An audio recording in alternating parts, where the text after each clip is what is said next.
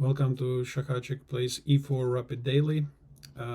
So this is game 13. In game 12 we were playing against D4, against the bishop F4 line, which is the London opening.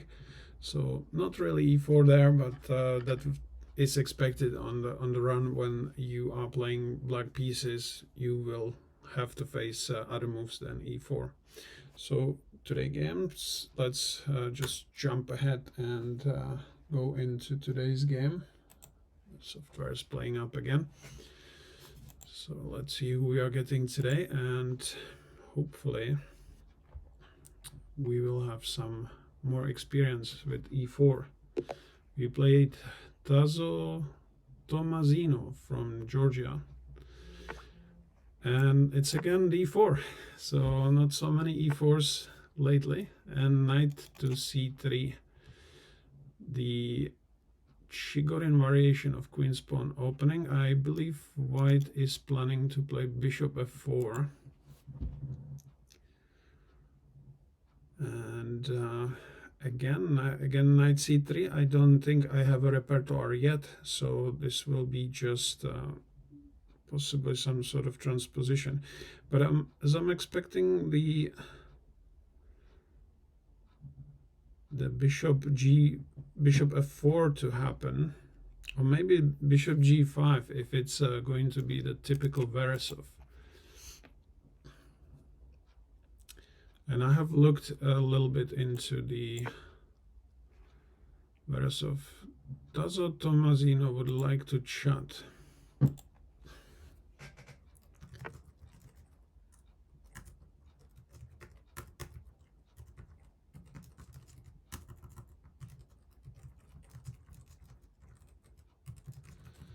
Okay.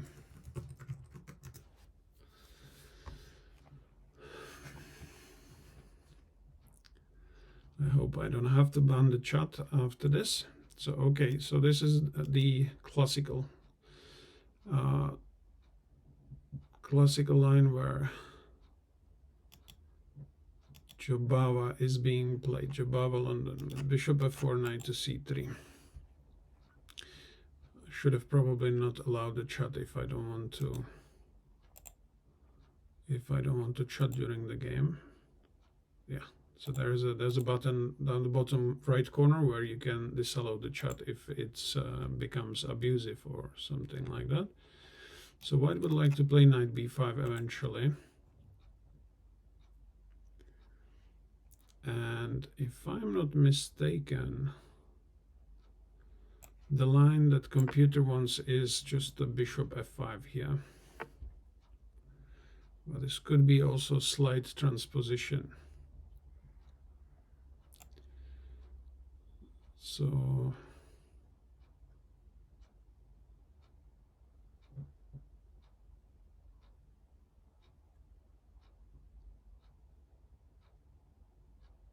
e6 can be played, then c5 later on.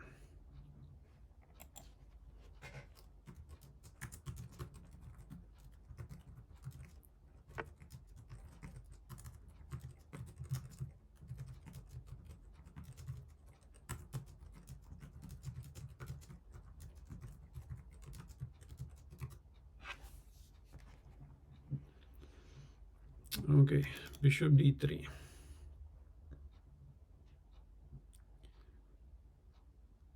Bishop d3.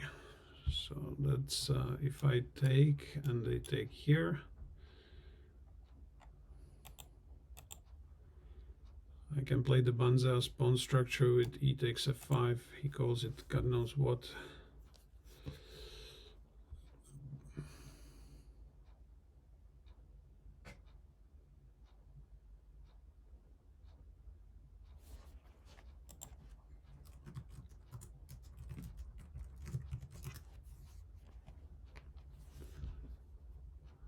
Okay. Yeah, it's usually good to be distracted by the chat to begin with, right?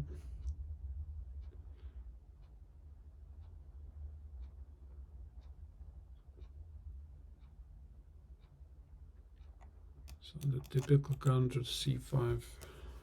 Not sure of now.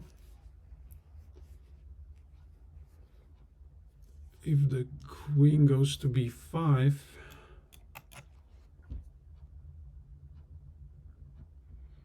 I have simply rook b8. So I guess we can just stake, but yeah, the queen b5 is an issue there. Queen b5 is an issue if we take. So how about simply just ignore it, get that pawn structure that's going to be more fun. Yeah, I think we are going to go with this doubled pawn. At least I can get some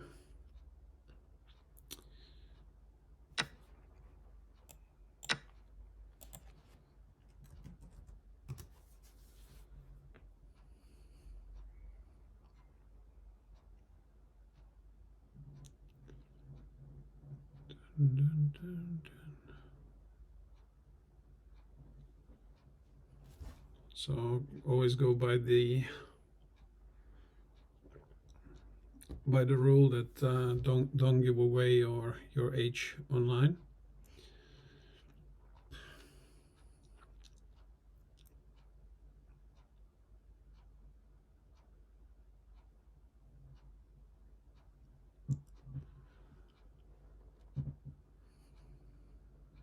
The issue in this position is that if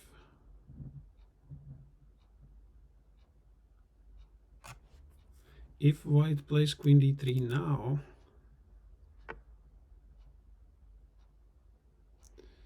queen f3 is not such a big deal.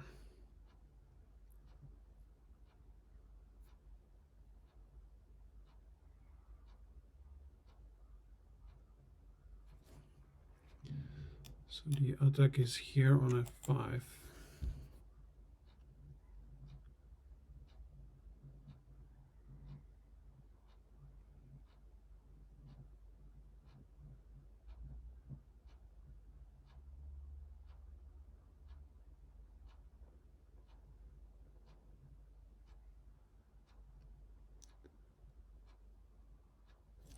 So we will trade the bishops first.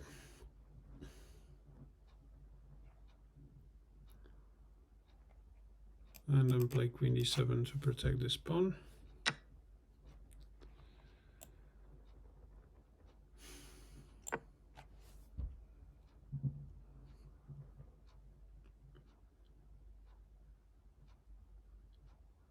Funny thing is that now that the bishop has been replaced by the queen, white still might have the opportunity to hit the c7 pawn.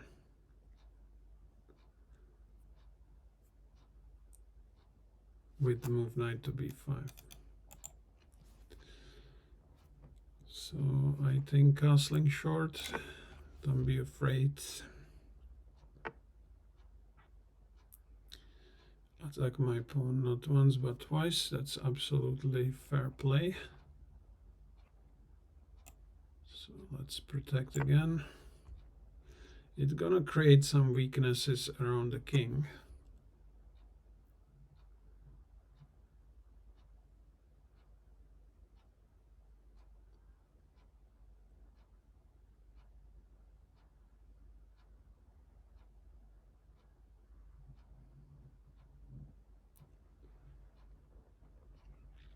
So it's not at all ideal, but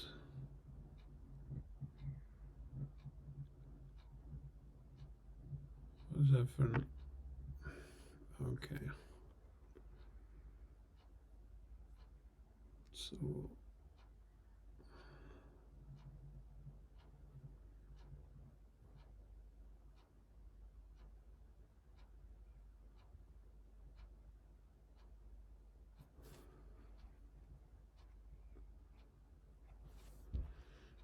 okay, So for now, the knight f5 is prevented. The knight h5 is prevented. The knight, however, is not being protected.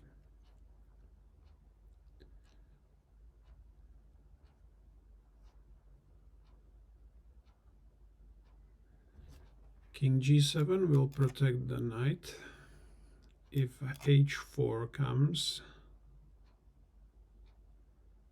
I'll have to play h6 to get the queen a good kick here.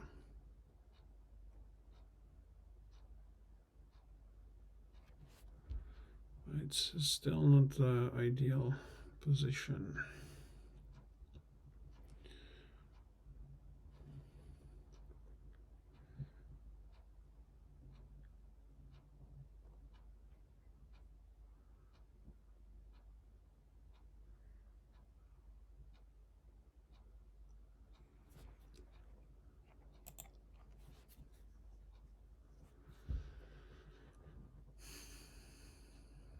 And if I play queen h6, then h4, h5 is going to become a problem. So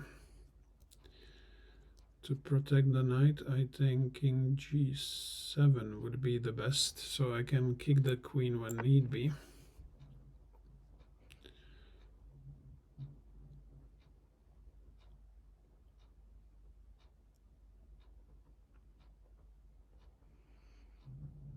So white has this creative pressure on against my position. I have to admit that.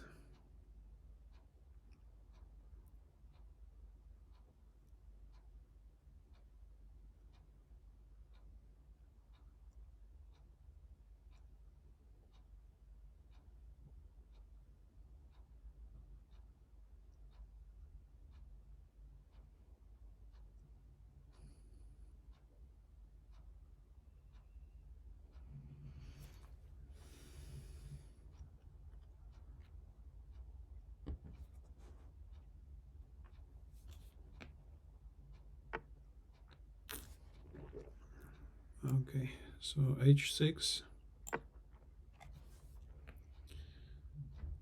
feel like has to be played.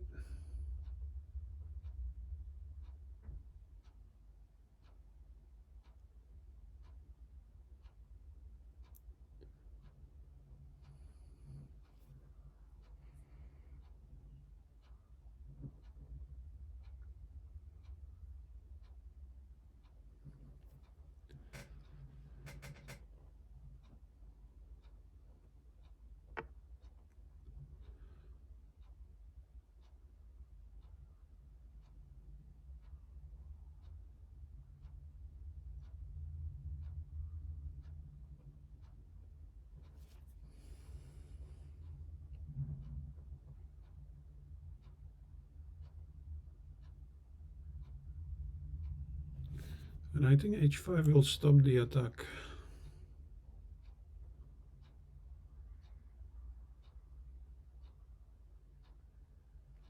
But let's just think about it for a moment. h5, queen g5.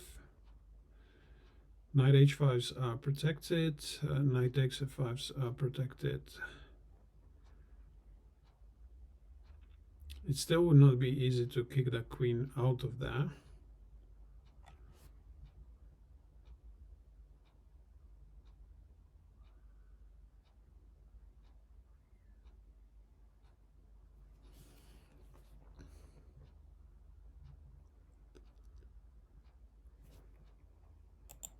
So that's one way to deal with the situation.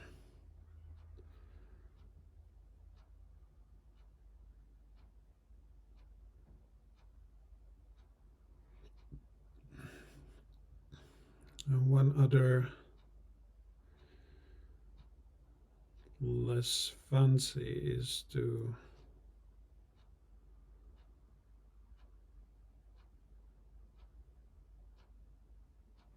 but yeah, I guess I have no choice. I have to play h5. And just hoping that the knight and the queen will hold these vulnerable squares.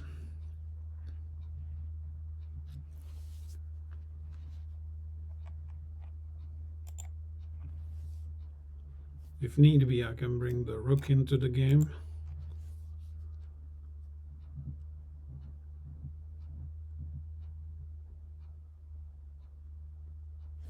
And actually, I just found a maneuver, knight c6, d8, and knight e6 would be trapping the queen if the queen goes back to...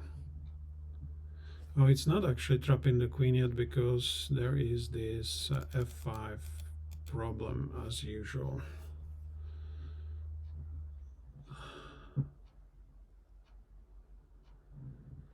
My opponent is disconnected, which is not really bad thing because I have to again pick up children from school.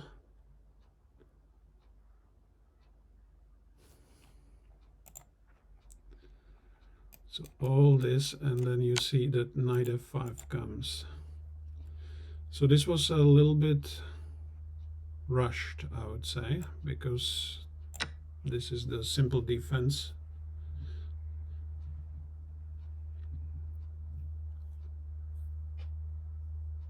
And it might be very difficult, like maybe white is planning to take here and continue their attack, but I think I can protect this pawn with queen d7.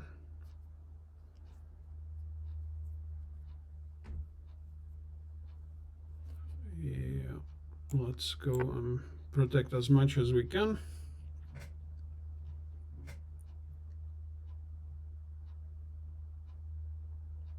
Finish the development, hopefully, finally. And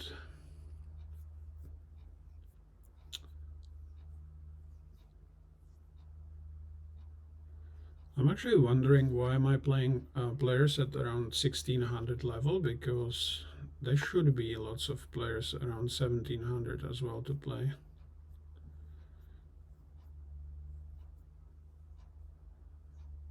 So I have no doubts that white would like to play g4.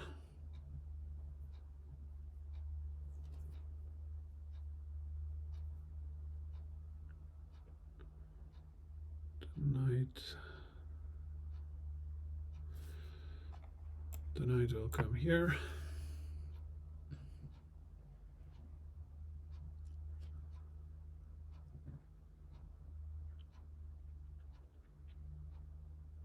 I'm not sure if 2 pawns will be enough for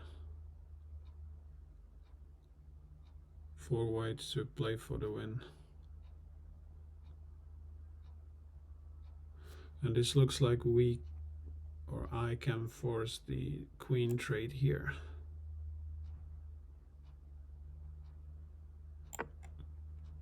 Because the only sensible move is queen to h2. Because I don't think you can allow me to take on g2.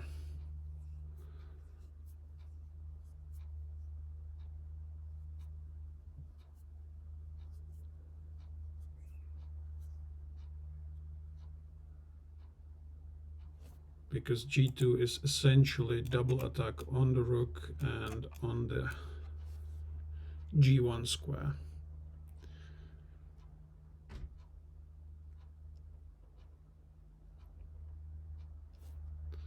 And also playing king queen to h2, then there I might potentially start my own counter-attack finally, after being a little abused.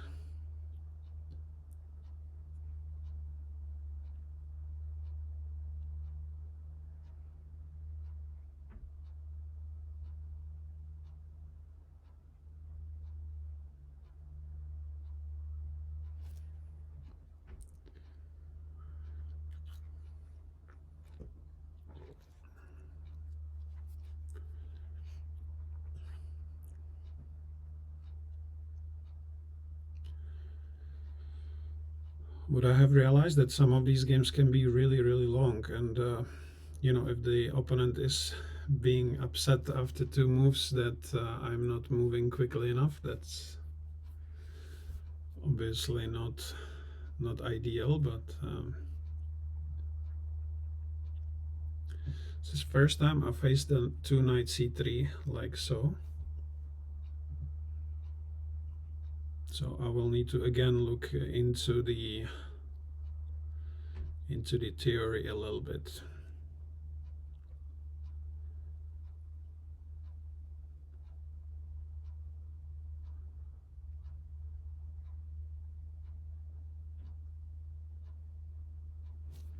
I don't think trading the queen would be in white's best interest. And white is going for broke.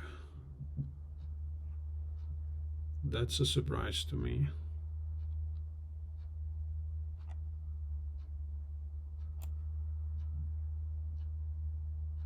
So as I said, this is double attack on the rook and on the rook here. If the rook attacks me, then this is obvious double attack on this rook here.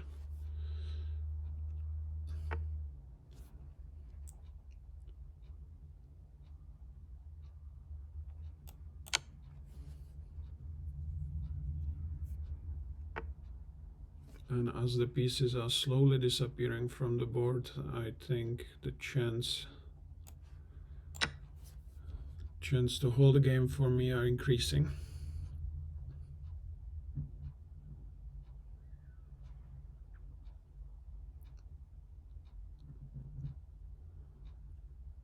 White can potentially force some repetitions, but it's not gonna be simple.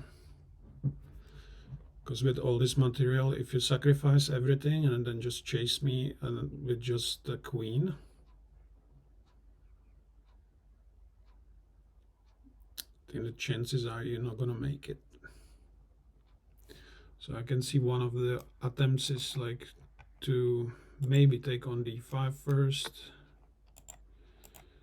queen to f4. I don't see that.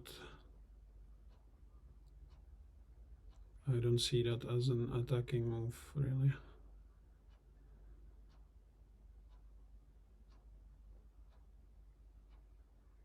I don't see where's the threat with queen to f4. I'm going to try and bring my queen back. This should be simple.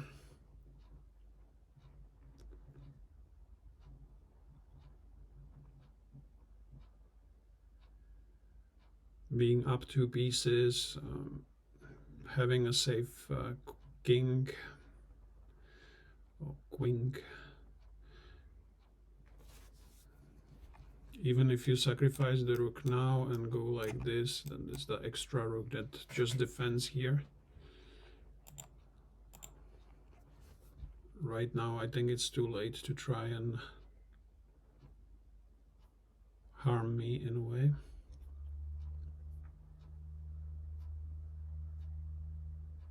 If king d2, I can start putting pressure on c2 with knight to b4 move, and you don't have even a way to protect the c2 square anymore. Just run out of pieces.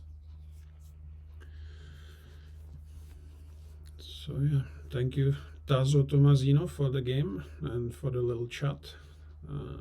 But yeah, I guess the next time is the time.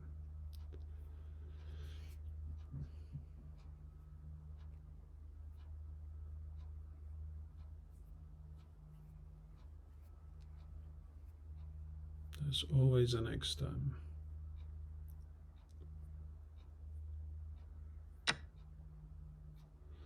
Yeah, another desperado move. I think it's time to collect also one pawn.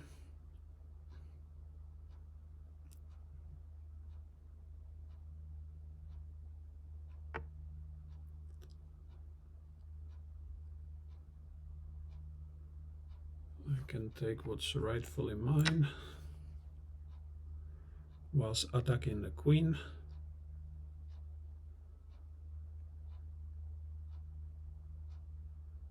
Just need to be careful, like for example, if queen g5, don't try and rush to trade the queens, because after queen takes f5, it would be the spaghetti-o, but the position probably still winning. White has at least these 2 pawns that could be dangerous in an end game, because one of them is pass protected pawn with no pawns that opposing the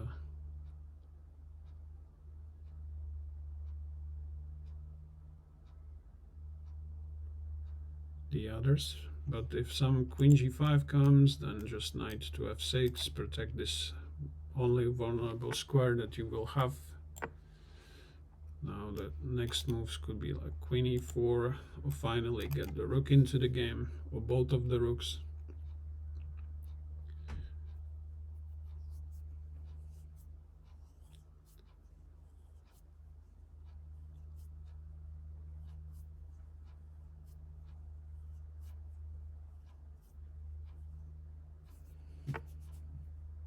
Okay, that's a fair game. Now I can win more material by just going knight to e4, also hitting the pawn on f2. So let's just do it.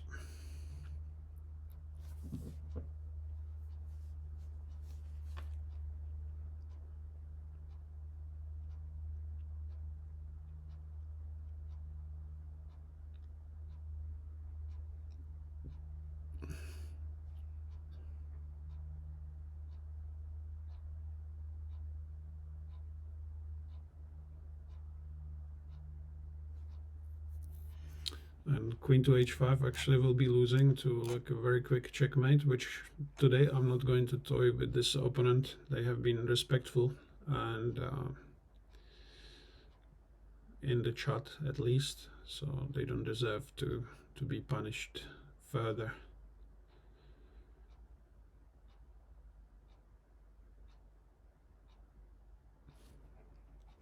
Every single entrance into position is being protected. So this, and that. This will come to quick checkmate with queen to f2, and then is a mate in 2. So we are going for the quick checkmate.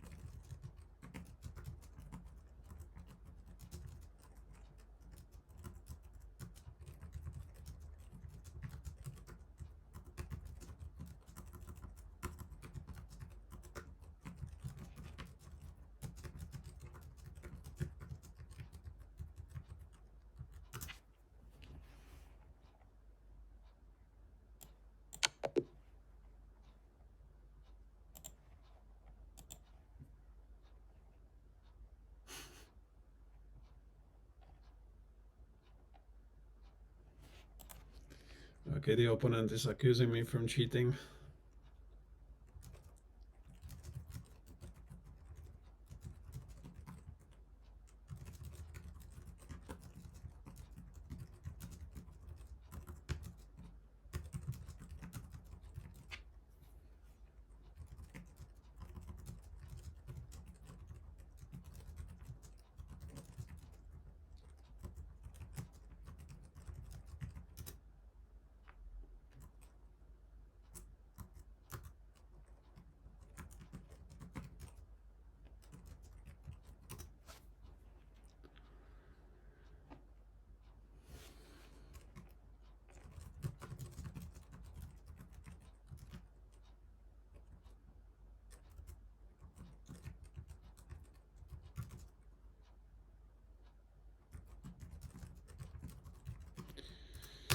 Okay, so that's them. You can say to other people that they are cheating. That's not a problem. I'm not going to lose my life over it or anything like that. It's a bit stronger than that, but I have no reason to cheat. And you can see in my in my series, the game where I lost this against this